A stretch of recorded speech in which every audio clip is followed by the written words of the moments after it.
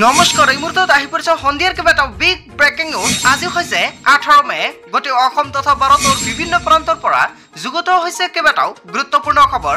এনেবোৰ খবৰ নিতৌ পাই থাকিবলৈ চেনেলটি সাবস্ক্ৰাইব কৰি ভিডিঅ'টো এটা লাইক কৰিবলৈ নাপাহৰিব। আজিৰ আমাৰ প্ৰথমটো খুব গুৰুত্বপূৰ্ণ খবৰ হৈছে অসমবাসীৰ বাবে এটা ডাঙৰ খবৰ। আজিৰ পৰা সোমাব চৰকাৰী ঘৰৰ 1,30,000 টকা। হয় বন্ধু-বান্ধৱীসকল, আপুনি ঠিকেই শুনিছে। প্ৰধানমন্ত্ৰী আৱাস যোজনা আজিৰ পৰা একাউণ্টত জমা হ'ব 1,30,000 টকা।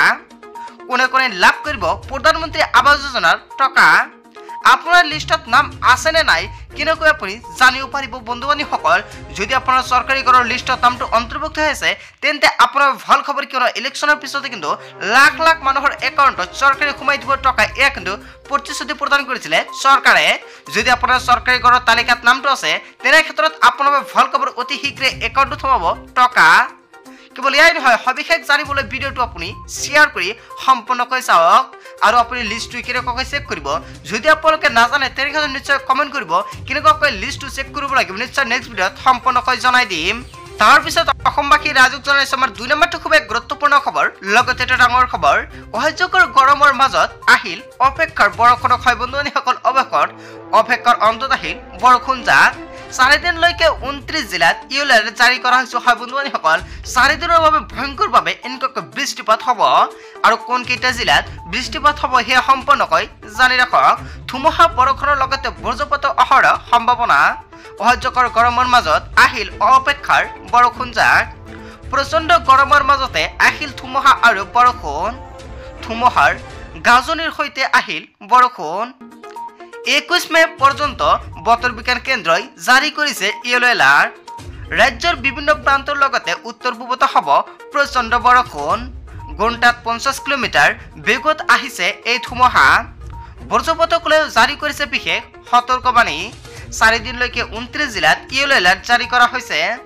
কোকৰাঝাৰ, বঙাইগাঁও, বৰপেটা, কামৰূপ মহানগৰকে ধৰি নলবাৰী, দৰং, ওদালগুৰি, নগাঁও, মৰিগাঁও, পূব কাৰ্বি আংলং, পশ্চিম কাৰ্বি আংলং, হোজাই, ডিমা হাছাও, কাছাৰ, কৰিমগঞ্জ, হাইলাকান্দি এইকেইটাৰ লগতে যোৰহাট, গোলাঘাট, ডিব্ৰুগড়, তিনিচুকীয়াৰ লগতে ধেমাজি, লখিমপুৰ, চৰাইদেউ, শিৱসাগৰ। কেৱল এয়াই নহয়, শোণিতপুৰ, বিশ্বনাথ, মাজুলীতো জাৰি কৰা হৈছে ইয়েলো এলাৰ্ট।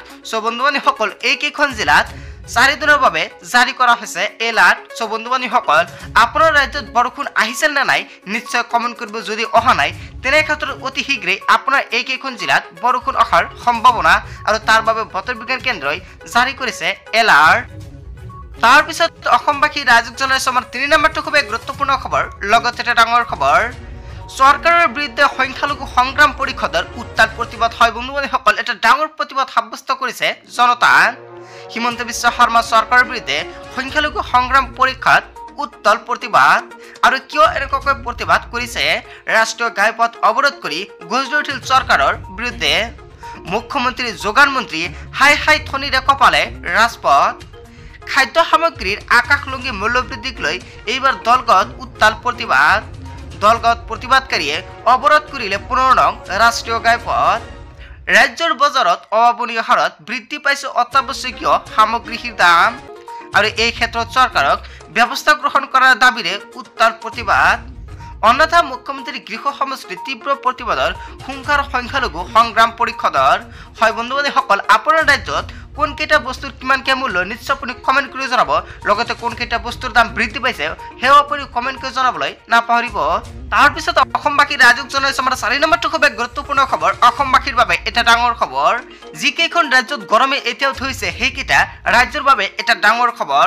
উৎকট গৰমৰ পৰা পৰিত্ৰাণ লাভৰ উপায়সমূহ। কি কৰিলে গৰমৰ পৰা পৰিত্ৰাণ লাভ কৰিব ইয়াতে চাওক সম্পূৰ্ণকৈ নিয়মাৱলীসমূহ দিয়া আছে। 1 নম্বৰ দিয়া আছে, পৰাপক্ষ দুপৰীয়া 12 বজাৰ পৰা আবেলি 3 বজাৰ ভিতৰত সূৰ্যৰ কিৰণ পৰিহাৰ কৰক। হয় বন্ধু-বান্ধৱীসকল, 12 বজাৰ পৰা 3 বজালৈকে আপুনি ঘৰৰ পৰা নোলাব। কেৱল এয়াই নহয়, 2 নম্বৰ দি আছে পৰ্যাপ্ত পৰিমাণে পানী গ্ৰহণ কৰক। আপুনি বেছিকৈ পানী খাব লাগিব। নেমুৰ চৰ্বত, লগতে থেকেৰা চৰ্বত, মৌচুমী ৰস, লগতে বেলৰ ৰস আদি সেৱন কৰক। যদি আছে আপোনাৰ ঘৰত তেনে ক্ষেত্ৰত আপুনি সেৱন কৰক, নহ'লে আপুনি পানী পান কৰিলেও হৈ যাব। লগতে জীৱ-জন্তুক পৰ্যাপ্ত পৰিমাণে পানী খাবলৈ দিয়ক। পাতল ৰঙৰ কপাহী কাপোৰ পৰিধান কৰক। সানগ্লাস, ছাতি, সানস্ক্ৰিন ইত্যাদি ব্যৱহাৰ কেৱল এয়াই নহয় উচ্চ প্ৰটিন আৰু বেয়া হৈ যোৱা খাদ্য পৰিহাৰ কৰক আপোনাৰ ঘৰত যদি বেয়া খাদ্য আছে তেনে ক্ষেত্ৰত আপুনি সেইবিলাক পৰিহাৰ কৰক কেৱল এয়াই নহয় ঘৰৰ খিৰিকীত আপুনি ডাঠ পৰ্দা ব্যৱহাৰ কৰক শিশু আৰু পোহনীয়া জন্তুক বন্ধ বাহনৰ ভিতৰত এৰি থৈ যোৱাৰ অভ্যাস পৰিহাৰ কৰক কেৱল এয়াই নহয় অসুস্থ অনুভৱ কৰিলে চিকিৎসকৰ পৰামৰ্শ গ্ৰহণ কৰক হয় বন্ধুসকল গৰমৰ মাজতে কিন্তু বহুতো সমস্যা দেখা দিয়ে যদি আপোনাৰ এনেকুৱাকৈ সমস্যা ভোগ কৰিব দেখিছে তেনেক্ষেত্ৰত নিশ্চয় অতি শীঘ্ৰে আপুনি চিকিৎসকৰ পৰামৰ্শ লওক বন্ধুসকল আজি মূল ভিডিঅ' ঘৰত অসমৰ লগতে ভাৰতৰ বিভিন্ন প্ৰান্তৰ পৰা এইখিনি সৰু কেইটামান গুৰুত্বপূৰ্ণ খবৰ যুগুত হৈছে ভিডিঅ'টি ভাল লাগিলে লাইক কমেণ্ট শ্বেয়াৰ কৰিব আৰু যদি এতিয়ালৈকে চেনেলটি ছাবস্ক্ৰাইব কৰা নাই তেন্তে এনেকুৱাকৈ নতুন নতুন ইনফৰ্মেটিভ তথা হেল্পফুল ভিডিঅ' পাবলৈ হ'লে চেনেলটি ছাবস্ক্ৰাইব কৰিবলৈ নাপাহৰিব সো থ্যাংক ইউ ফৰ ৱাচিং ফুল ভিডিঅ'